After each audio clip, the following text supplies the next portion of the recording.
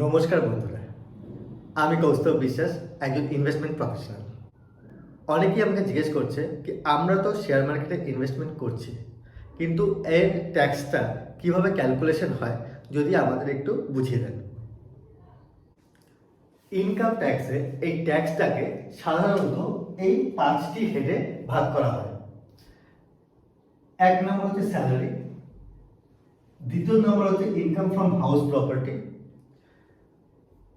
তৃতীয় নম্বর হচ্ছে income from business and profession, চতুর্থ নম্বর হচ্ছে ক্যাপিটাল গেইন এবং পঞ্চম নম্বর হচ্ছে আদার সোর্সেস। যে ইনকামটা এগুলো কোনো সোর্সে আসবে না, সেগুলো সব আসবে আদার সোর্সে। শেয়ার মার্কেটে যে ইনকামটা হয়, সাধারণত আমরা শেয়ার মার্কেট থেকে দু টাইপের ইনকাম পেয়ে থাকি। একটা হচ্ছে ক্যাপিটাল গেইন, ঠিক আছে। এবার ক্যাপিটাল গেইন জিনিসটা কি, একদম সিম্পল ভাবে আপনি 100 টাকা ইনভেস্ট করলেন শেয়ারে, ঠিক আছে। আপনি যখন শেয়ারটা বিক্রি করছেন, শেয়ারটার দাম হলো 50 টাকা। এই যে 50 টাকাটা আপনি লাভ করলেন, এটাই হলো ক্যাপিটাল গেইন। ক্লিয়ার? আপনি শেয়ার থেকে আর্ন করতে পারেন, সেটা হচ্ছে ডিভিডেন্ড ইনকাম, ডিভিডেন্ড বা লভ্যাংশ। ক্লিয়ার? এটা হচ্ছে এক টাইপের ইনকাম যেটা আপনি শেয়ার মার্কেট থেকে করতে পারেন। দ্বিতীয় ইনকাম আপনি করতে পারেন শেয়ার ট্রেডিং করে। এইবার এই যে ট্রেডিংটা সাধারণত দুভাবে ভাগ করা যায়। একটা হচ্ছে আপনি শেয়ারটাকে সেম ডেতে আপনি কিনছেন আবার বিক্রি করছেন, তাকে বলা হয় ইন্ট্রাডে ইনকাম। আরেকটা ইনকাম যেটা হতে পারে, যেটাকে আপনি কিনছেন, আপনি শেয়ারটাকে আপনার ডিম্যাট অ্যাকাউন্টে ডেলিভারি নিচ্ছেন, কিছুদিন পরে আবার শেয়ারটাকে বিক্রি করছেন, এটাকে বলা হয় ডেলিভারি। এই যে ইন্ট্রাডে ইনকামটা আছে, সেটা কোন হেডে আসবে? এই ইন্ট্রাডে ইনকামটা আসবে আন্ডার বিজনেস অ্যান্ড প্রফেশন। ওকে, এটা আসবে স্পেকুলেটিভ ইনকামের আন্ডারে, ঠিক আছে। এইবার যে ডেলিভারিটা থাকবে, ডেলিভারি ইনকামটা আসবে আন্ডার ক্যাপিটাল গেইন। এই যে ইন্ট্রাডে ইনকামটা আছে, এই ইন্ট্রাডে ইনকামটা as per your tax slab, এটা আপনার যে ট্যাক্স স্ল্যাবটা আছে, ধরুন আপনি 10%, 20%, 30% যেই ট্যাক্স স্ল্যাবে থাকুন না কেন, সেই ট্যাক্স স্ল্যাব হিসেবে আপনার ক্যালকুলেট করা হবে। এই যে ডেলিভারি যেই পার্টটা আছে, মানে যেই শেয়ারটা আপনি মোর দেন 1 ইয়ার হোল্ড করছেন আর শেয়ারটাকে ডেলিভারি দিচ্ছেন আপনার ডিম্যাট অ্যাকাউন্টে, ঠিক আছে। এই পার্টটাকে দুই ভাগে ভাগ করা যায়। একটা হচ্ছে short term capital gain,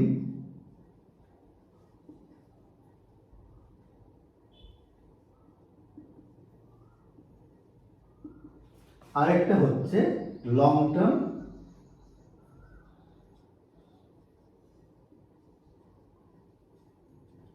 capital gain. Clear?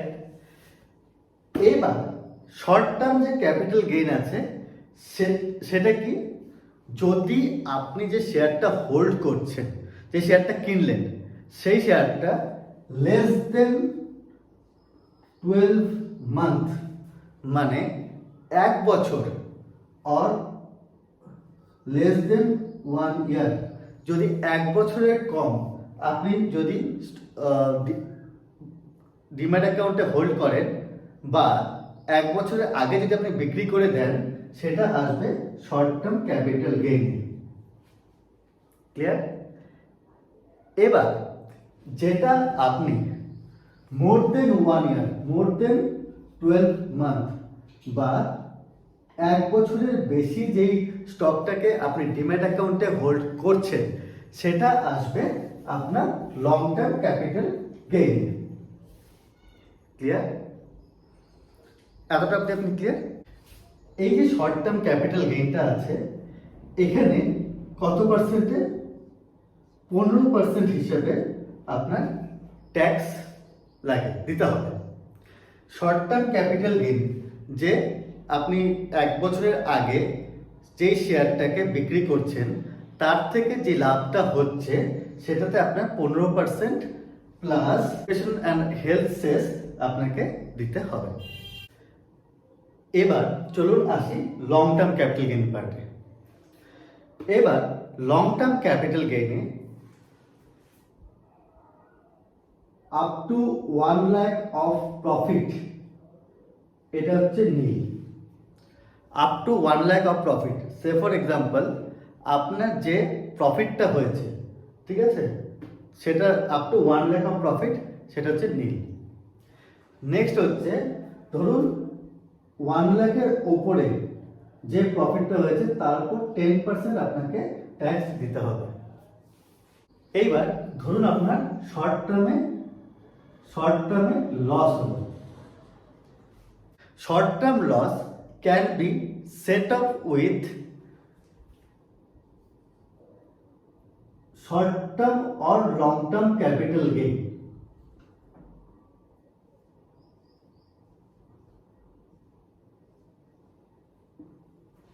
ঠিক আছে? এবার শর্ট টার্মে যদি লস হয় সেটা আমরা শর্ট টার্ম আর লং টার্ম ক্যাপিটাল গেইন দিয়ে আমরা এটাকে সেট আপ করতে পারি। সে ফর এক্সাম্পল আপনার একটা পোর্টফোলিও তৈরি আছে। এইবার স্টক মার্কেটে একটা টিপিক্যাল ট্রেন্ড দেখবেন যে কোনো স্টকের ক্ষেত্রে সাধারণত এই ট্রেন্ডটা দেখা যায় যে স্টকটা একটা র্যালি দিল, তারপরে একটা কনসলিডেশন আসলো, তারপরে একটা কালেকশন আসলো, তারপরে একটা কনসলিডেশন পিরিয়ড আসলো, তারপরে একটা র্যালি দিল। ঠিক আছে? এবার আপনি যদি শর্ট টার্মে ধরুন আপনি প্রত্যেকটা স্টেজে কিছুটা পার্সেন্টেজ, ধরুন 10-15% করে ট্রিমিং করছেন ওই স্টকটাতে, আবার এই স্টকের মধ্যে থেকে যে অ্যামাউন্টটা আপনি ট্রিমিং করছেন, ঠিক আছে, সেটাকে আপনি কোনো জায়গায় স্টোর করে রাখছেন, আবার যখন একটা কারেকশন হলো আপনি এখানে ইনভেস্টমেন্ট করছেন। তাতে কি হলো, নিচে আপনার অ্যাভারেজ আউট হয়ে গেল এবং পরের র্যালিতে আপনি একটা এক্সট্রা আলফা আপনি জেনারেট করতে পারবেন। কারেক্ট? এইবার এই যে ট্রিমিংগুলো করছেন এগুলো হতে পারে আপনার শর্ট টার্ম ক্যাপিটাল গেইন, অথবা যদি ধরুন মার্কেটটা এরকম হচ্ছে, একটা স্টক হচ্ছে এভাবে পড়ছে, তো আপনি আগে সেল করে দিলেন, পরে পারচেস করলেন, তো এর ফলে যদি কোনো শর্ট টার্ম ক্যাপিটাল লস হয় সেই লসটা you can set up with short term or long term capital gain. Clear? তাহলে হয়তো আপনি বলবেন যে যদি এখানে লাভ হয়, ঠিক আছে, দেখুন লাভ হলে তো আপনাকে ক্যাপিটাল গেইন ট্যাক্স তো পে করতে হবে। যদি আপনার লস হয় সেক্ষেত্রে আপনি পরবর্তী সেক্ষেত্রে আপনি শর্ট টার্ম আর লং টার্ম ক্যাপিটাল গেইনের সাথে ওটাকে অ্যাডজাস্ট করতে পারেন। মানে লং টার্ম ক্যাপিটাল গেইনে যদি লাভ হয় বা শর্ট টার্ম ক্যাপিটাল গেইনে যদি যদি লং টার্ম ক্যাপিটাল গেইনে লাভ হয় সেক্ষেত্রে সেটা অ্যাডজাস্ট করতে পারেন। ঠিক আছে? নেক্সট হচ্ছে আপনার লং টার্ম ক্যাপিটাল গেইন। ঠিক আছে? এইবার এই জিনিসটা important, short term capital gain loss হলে এটা কিন্তু আপনি শর্ট টার্ম লং টার্ম দুটোর সাথেই আপনি অ্যাডজাস্ট করতে পারবেন। কিন্তু যদি লং টার্ম ক্যাপিটাল গেইনে লস হয় সেটা শুধু আপনি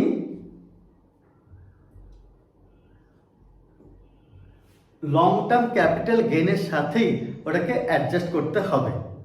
মানে এখানে যদি লস হয় সেটা পরবর্তী বছরগুলোতে আপনার লং টার্ম ক্যাপিটাল যে গেইন হবে তার সাথে এটাকে অ্যাডজাস্ট করতে হবে। মনে করেন যে আপনার এখানে শর্ট টার্মে লস হলো, ঠিক আছে, পরবর্তীতে আপনি কোনো আর ইনভেস্টমেন্ট করলেন না, ঠিক আছে, তাহলে এই লসটা বা এই যে লং টার্মে আপনার লস হলো এই লসটা কত বছর অবধি আপনি ক্যারি ফরওয়ার্ড করতে পারবেন। ঠিক আছে, এই লসটা পরবর্তী 8 ইয়ার্স অবধি আপনি ক্যারি ফরওয়ার্ড করতে পারবেন। পরবর্তী 8 বছর অবধি আপনি ক্যারি ফরওয়ার্ড করতে পারবেন, কিন্তু শর্ত একটাই, যেটা প্রত্যেক বছর আপনাকে আপনার ইনকাম ট্যাক্সের ফাইলে সেটা শো করতে হবে এবং সময় মতো আপনাকে ইনকাম ট্যাক্সটা ফাইল করতে হবে। এত অবধি ক্লিয়ার? আরেকটা ইম্পর্টেন্ট জিনিস হচ্ছে, এই ক্যাপিটাল গেইনের যে লসটা হবে সেটা অন্য কোনো যে হেড আছে এর সাথে সেট অফ করা যাবে না। ঠিক আছে, তো এখন অবধি আমরা যে জিনিসটা আলোচনা করলাম সেটা আলোচনা করলাম আমরা ডেলিভারি। ঠিক আছে, মানে আপনি স্টকটা কিনছেন, আপনি আপনার ডিম্যাট অ্যাকাউন্টে স্টকটা ডেলিভারি দিচ্ছেন। এবার জেনে নিই, যদি আপনি ইন্ট্রাডে করেন তাহলে কি হবে। ঠিক আছে, এবার ডেলিভারিতে আমরা একটা জিনিস দেখলাম, যেটা আপনার যেটা লস হচ্ছে সেটা পরবর্তী 8 বছর অবধি আপনি ক্যারি ফরওয়ার্ড করতে পারছেন। এবার ইন্ট্রাডেতে যে আপনার লসটা হচ্ছে, ঠিক আছে, সেটা পরবর্তী 4 বছর অবধি আপনি ক্যারি ফরওয়ার্ড করতে পারবেন। আরেকটা জিনিস, ইন্ট্রাডে যে ইনকামটা আসবে এটা আসবে under speculation income, under business and profession. Under business and profession এই যে হেডটাতে এখানে আসবে। ক্লিয়ার? আরেকটা জিনিস জেনে রাখা ভালো, যে এই যে ইন্ট্রাডে যে আপনার লসটা হচ্ছে সেটা কিন্তু আপনি ক্যাপিটাল গেইনের সাথে আপনি সেট আপ করতে পারবেন না। ঠিক আছে, এইটা বিজনেস অ্যান্ড প্রফেশনের আন্ডার স্পেকুলেশন ইনকামের সাথেই করতে হবে। ক্লিয়ার? আরেকটা জিনিস, সে ফর এক্সাম্পল আপনি হচ্ছে মানে একজন ট্রেডার, আপনি ট্রেডিং করে যে ইন্ট্রা রেটে যে ট্রেডটা করছেন ওখান থেকে মোটামুটি আপনি 4 লাখ আপনি ইনকাম করছেন। এই যে ইনকামটা হবে এইটা হবে আপনার অ্যাডেড টু ইউর বিজনেস, মানে ইনকাম ফ্রম বিজনেস অ্যান্ড প্রফেশনে স্পেকুলেশন ইনকামের আন্ডারে সেটা পড়ছে। ঠিক আছে, এইবার আপনি এখান থেকে এক্সেমশন নিতে পারবেন। ধরুন 2.5 লাখ অবধি যদি এক্সেমশন থাকে, সেক্ষেত্রে আপনি লাইবেল থাকবেন 1.5 লাখ অবধি ট্যাক্স পেমেন্ট করার। যদি আপনার আদার ইনকাম থেকে সেগুলো অ্যাড হয়ে আসবে, আপনার সে অনুযায়ী আপনার ট্যাক্সেবল ইনকামটা হবে। আমার বলার উদ্দেশ্য হচ্ছে আপনি ট্যাক্সেবল ইনকামের সাথে এটা অ্যাডজাস্ট করতে পারেন। ঠিক আছে, like a normal income from business and profession. তো এতক্ষণ আমরা ডিসকাস করলাম capital gain, income from business property, income from business and profession. এবার যে জিনিসটা আমরা ডিসকাস করব, যে আমাদের যে ইনকাম ফ্রম শেয়ার সেখান থেকে দুটো পার্ট থাকে, একটা হচ্ছে ক্যাপিটাল গেইন, একটা হচ্ছে ডিভিডেন্ড। এই যে ডিভিডেন্ডটা হয়, ডিভিডেন্ডটা সাধারণত 3 ভাগে ভাগ করা যায় ডিভিডেন্ডকে। একটা হচ্ছে ডিম ডিভিডেন্ড, একটা হচ্ছে ইন্টারিম ডিভিডেন্ড, থার্ড নাম্বার হচ্ছে ফাইনাল ডিভিডেন্ড। এবার আপনি যে ডিভিডেন্ডটা পাবেন সেটা অ্যাডেড টু ইউর ইনকাম করা যায়। মানে হচ্ছে আপনার যে নর্মাল ইনকাম স্ল্যাব থাকবে, যদি আপনি 30% ট্যাক্স স্ল্যাবে পড়েন বা 20% বা 10%, সেই অনুযায়ী আপনার এই ডিভিডেন্ডটাকে ক্যালকুলেশন করা হবে। ক্লিয়ার? এবার কোম্পানি যখন আপনাকে ডিভিডেন্ড দেয় তখন কোম্পানি একটা টিডিএস কেটে নেয়। ঠিক আছে, এই যে টিডিএসটা কোম্পানি কাটে, কোম্পানিটা কত পার্সেন্টে কাটতে পারে? দেখুন, কোম্পানি অ্যাজ পার কোম্পানির রুলস, এখানে যদি আপনার ডিভিডেন্ড আপ টু 5,000 হয় তাহলে কোম্পানি কোনো টিডিএস কাটবে না। যেখানে আপনার ডিভিডেন্ড 5000 ক্রস করবে তখন কোম্পানি আপনার 10% টিডিএস কেটে নেবে। ঠিক আছে, say for example up to 5000 it is nil. যদি আপনার ডিভিডেন্ড 5500 হয় তাহলে 10% কাটবে, দ্যাট মিনস 550, দ্যাট মিনস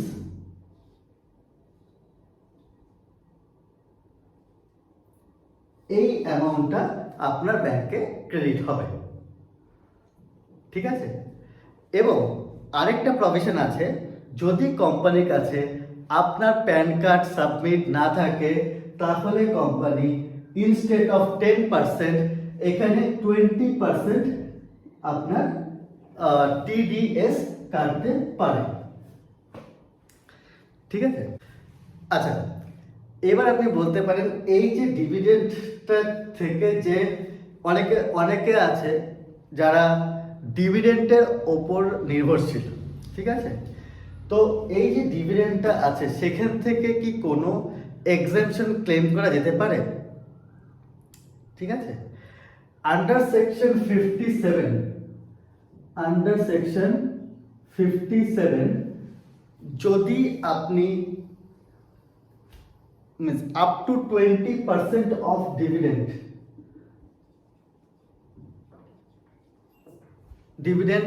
আপনি ক্লেম করতে পারেন যদি এই যে ইনভেস্টমেন্টটা করার জন্যে আপনি লোন নিয়ে থাকেন, সেই লোনের যে ইন্টারেস্টটা হবে তার এগেনস্টে। সে ফর এক্সাম্পল আপনার ডিভিডেন্ড হলো 100 রুপিস, আপনি 20 রুপিস অবধি আপনি ক্লেম করতে পারেন। ঠিক আছে, এবার আপনি যে ইনভেস্টমেন্টটা করার জন্য যে লোনটা নিয়েছিলেন তার যে ইন্টারেস্টটা আপনি পে করছেন সেটা ধরুন 50 রুপিস। যদি 50 রুপিসও হয় তাহলে আপনি এই 10% অবধি এক্সেমশন ক্লেম করতে পারেন আন্ডার সেকশন 57। ক্লিয়ার? নমস্কার বন্ধুরা, আশা করি এই ভিডিওটির মাধ্যমে আপনাদের বেশিরভাগ যে কোয়েরিজগুলো ছিল সেগুলো সলভ করতে পেরেছি।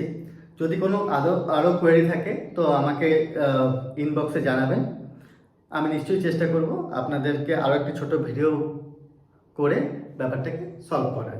আশা করি আপনার এই ভিডিওটি ভালো লাগলো, আর আপনাদের যে কোয়েরিজগুলো ছিল সেগুলো বেশিরভাগটাই এই ভিডিওটির মাধ্যমে আমি সলভ করতে পেরেছি।